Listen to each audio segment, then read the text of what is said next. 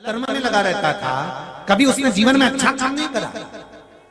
पर शंकर जी के मंदिर में मरते समय, मरने से पहले शिव जी के मंदिर में पहुंचा। शंकर जी के मंदिर में जाने के बाद शिव जी के मंदिर से बाहर निकला, एक बेलपत्री के वृक्ष के नीचे उसके प्राण छूट गए। शिव महापुराण की कथा कहती है, तो पार्वती जी ने शंकर जी से पूछा, जब देवराज चोर था, गलत काम करता था, बेईमानी करता था, बेलपत्री का बड़ा वृक्ष हो, उसकी जो जड़ हो, उस जड़ पर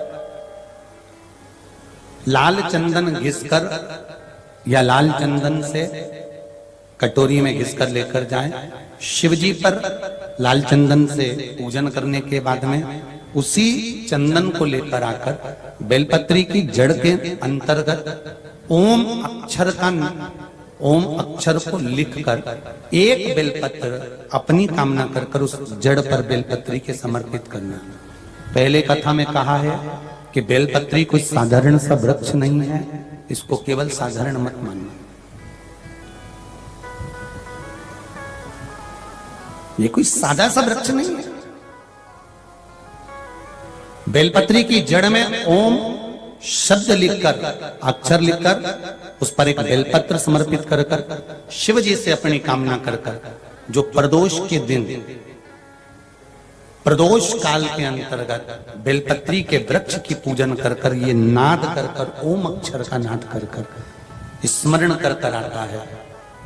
ज्यादा से ज्यादा कहेंगे तो 4 दिन 5 दिन में या 6 दिन में मेरा देव अधिदेव महादेव, जो समस्या और टेंशन जिंदगी में चल रहा होता है, उससे थोड़ा बहुत तो निजात मेरा देव अधिदेव महादेव उसी समय करना प्रारंभ कर देता है। शिव कृपा होने लगती।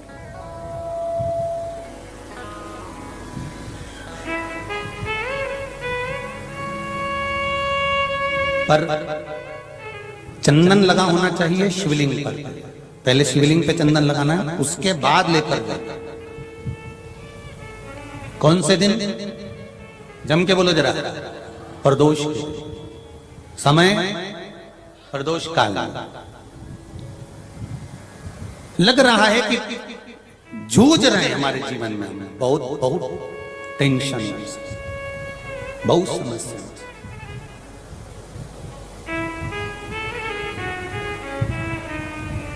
तब ओम अक्षर का नाद मूल होना चाहिए। आप में से कितने लोग शिव मंदिर जाते हैं? सभी लोग जाते हैं ना। तो शंकर जी के मंदिर जाते हैं तो आप जब वापस लौट कर आते हैं तो नंदी के कान में, जब हम नंदी से कुछ कहते हैं, आप लोग जब वापस लौट कर आते होंगे तो नंदी से कहकर आते होंगे ना कुछ ना। तो जब हम नंदी से कुछ कहकर आते हैं, आपने देखा होगा कई लोग नंदी के कान में कुछ कहते हैं। फिर नंदी का जो सींग होता है, उस सींग के बीच में से शिवलिंग का दर्शन करते हैं। तो नंदी को जब कोई बात कही जाती है, नंदी से जब कुछ कहा जाता है कि हमारी बात शिव जी तक पहुंचाना, तो उसमें सबसे पहला अगर नाद करा जाता है नंदी के कानों में, तो ओम का नाद करा जाता है। आप सीधे जाकर अगर कहेंगे नंदी को कि हमारी ये बात है, आप वहां तक पहुंचा देना, तो नंदी उस बात को कहे चाहे नहीं कहे, पर जब आप नंदी के कान में ओम कहने के बाद में अपने हृदय की बात कहते हैं, तो जैसे एक पत्र आपने भेजा और पत्र को तुमने लिफाफे के अंदर रख दिया, इधर वाली पत्ती में ओम लिखा हो, इधर में नमः लिख दिया हो, इधर में शिवाय लिख दिया हो, नहीं। लिखने वाला लिखेगा, क्योंकि जो विद्वान होता है, चतुर होता है, जिसमें विद्वत्ता होती है, वो सबसे ऊपर वाली पत्ती में ही ओम लिखेगा,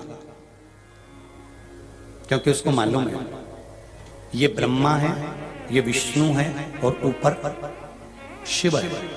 इन दोनों का समावेश ओम में है, इसलिए वो सबसे पहली पत्ती में ओम ही लिखता है ना। देवराज के प्राण छूट गए।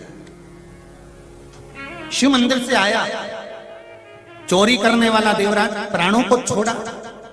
एक लोटे जल की महत्वता जानकर माता, उनकी देवराज की मां जो जल चढ़ाती थी, उसका फल यह मिला कि देवराज के प्राण जहां छूटे वहां कोई दूसरा वृक्ष नहीं था, बेलपत्री के वृक्ष के नीचे प्राण छूटे। सनातन हिंदू धर्म के अंतर्गत आज भी किसी का अंतिम संस्कार करने के लिए ले जाते हैं, अर्थी को लेकर जाते हैं, तो एक जगह पर अर्थी को रोका जाता है, उतारा जाता है। इधर उतारते कि नहीं उतारते वो हमको मालूम नहीं, पर शास्त्र रीति कहती है एक जगह अर्थी को रोक देते हैं, उतार देते हैं, अर्थी को नीचे रख देते हैं। कुछ देर के लिए अर्थी ले जाने वाले भी वहां पर बैठ जाते हैं। आपके बगीचे में बेलपत्री के जितने ज्यादा से ज्यादा वृक्ष होंगे वो जीव का कल्याण करने वाले होंगे।